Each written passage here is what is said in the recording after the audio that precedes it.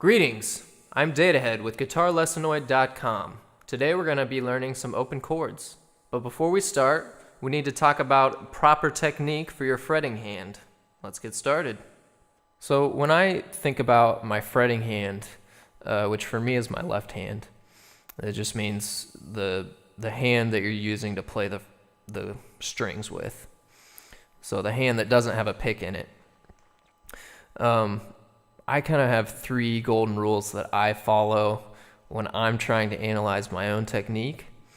If I find myself struggling to play a part or getting sloppy, then a lot of times I'll look at my left hand and see if I'm following these rules. The first of these is to keep my thumb on the back of the neck. You'll see me and pretty much all guitar players you see playing, at some point they end up getting their thumb to creep over the top like this, so they're holding the neck. And that's something that I think naturally happens the more comfortable you become playing. It almost feels better to do it that way when you get really comfortable. But when you're struggling, when you're first starting out, you're struggling to play a part, struggling to keep it clean, or some of those chords like the C chord or the G major chord, those are really big reaches. And so when you're having trouble reaching something, you want to make sure you stop, pull your thumb down, and then that'll give you that extra reach that you need to reach those big chords. And then the second golden rule that I use is trying to keep my wrist straight. One type of chord in particular that this really starts to come into play is your bar chords. So when you're barring an entire fret with your pointer finger, you really need to get a lot of power. And you'll find yourself sometimes like really cocking your wrist down like that, trying to reach around to get that reach. But if you can kind of pull it back and try to keep it a little bit straighter, then usually you're going to get more power than if you're really trying to keep it, at a 90-degree angle. So stop and think about that. If you're having trouble pushing down strings, try to make sure that your wrist is straight. And then the last rule I use, let me scoot up here. The last rule I use is to always keep my fingers arched. So if you're doing this number where you got like straight fingers and you're pushing the strings down like that, not only are you not going to get as much power, but you're also going to be muting strings you don't want to mute. So anytime that you're not getting all the notes to ring out, like your C chord, sometimes it's hard to get all those notes to ring out. Make sure that you're arching your fingers really good, like a full U shape. That's going to give you a little bit of extra power to push down the strings, and it's also going to keep your fingers from muting the strings that are not supposed to be muted. So that's how you get all the strings to ring out, is keeping your fingers arched. Okay, first we're going to learn the E minor and A minor chords, and then we're going to play a little exercise to practice them. Okay, now my hand is in the shape of an E minor chord, and let's look at each finger. Your middle finger is going to press down the second fret of the A string. Let's see if you can see that. And at the same time, your ring finger will press down the second fret of the D string. So you should have your E string, your low E string is open, and then the second fret of the A string, second fret of the D string, and then open for the last three, G, B, E. So all together it should sound like this.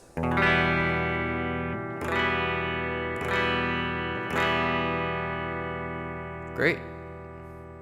And for the A minor chord, it's going to be really similar those two fingers that you had, you just move them down a string each. So instead of having your middle finger on the A string, you'll have your middle finger on the D string, and your ring finger will be on the second fret of the G string now. And then here comes the tricky part. Your pointer finger is going to be on the first fret of the B string.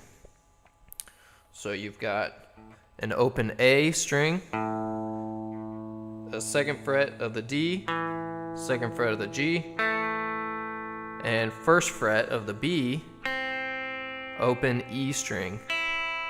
And you don't play the low E string. So you skip the low E, go to the A string and strum the last 5.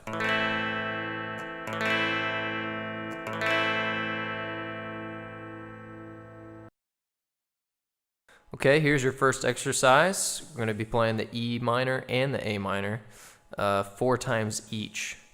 So you can follow the tab, and I'll show you what to do. Go E minor, 2, 3, 4, A minor, 2, 3, 4, E minor, 1, 2, 3, 4, A minor, 1, 2, 3, 4.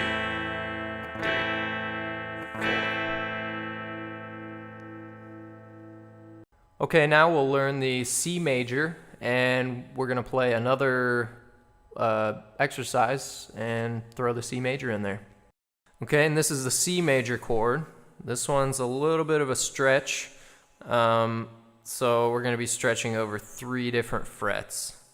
Well, let's just put our fingers out there and try to play it. Okay, so I like to start at the bottom on this one. The E string is supposed to be open, the bottom E.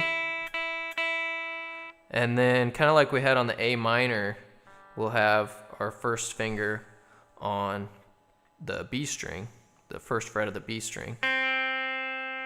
And this time, we're going to have the G string be open, nothing on the G string. And then our middle finger, just like the A minor chord, is going to be on the second fret of the D string. So right now we have open E, first fret of the B right here, open G, and second fret on the D string. And then here's the stretch. You got to stretch all the way up to the third fret of the A string, and that's your C. So it's third fret on the A, second fret on the D, open G, first fret of the B, and open E. And you don't play the low E string, so it sounds like this.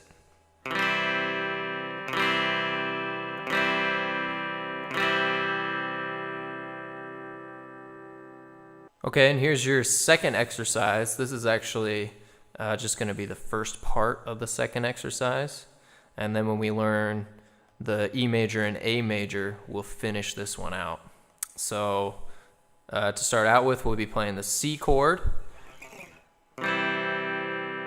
And then we're going to switch to an A minor. And the way to make this transition is to keep your first finger and your middle finger planted in the same spot. They don't move. So you play your C, you keep these two planted, and this is the only one you move. So these two stay the same. And then you put your ring finger down where it's supposed to be for the A minor, the second fret of the G string. And then you keep them planted again, and you reach up to the third fret of the A string. So let's try that. 2, 3, 4, A minor.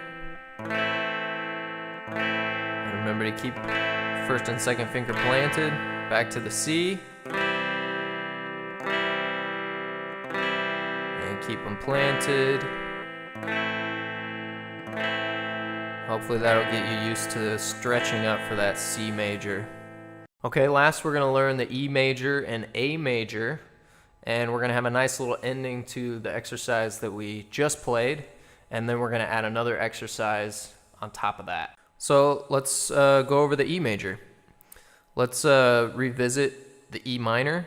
We had open E, 2nd fret of A, 2nd fret of D, and then open G, B, and E. Now the only difference between this E minor chord and the E major chord is that we're placing our pointer finger on the 1st fret of the G string.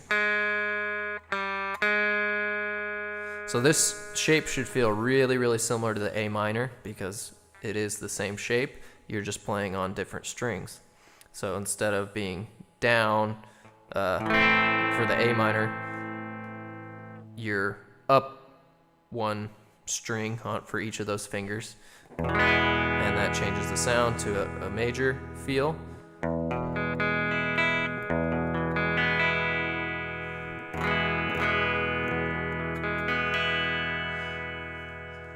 And there you go, there's your E major.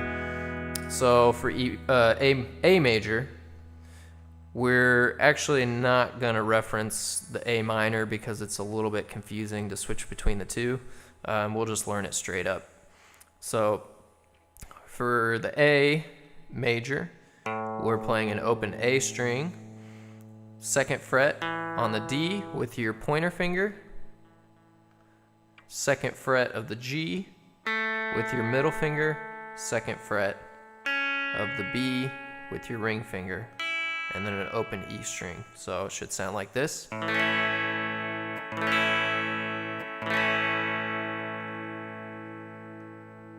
Okay, so let's go back to that exercise that we just did, and we'll finish it out with a nice E major, A major ending. So we'll play the second exercise again, and this time we're going to finish off with an E 4 times and then onto an A. So let's do it.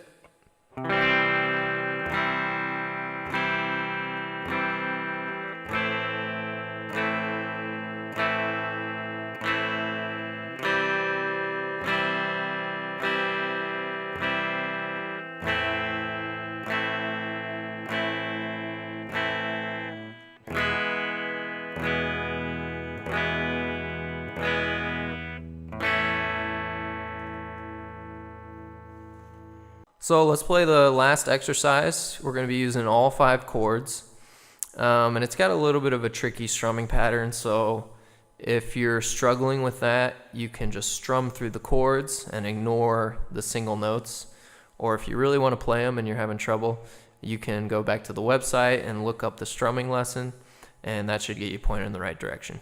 So let's play it.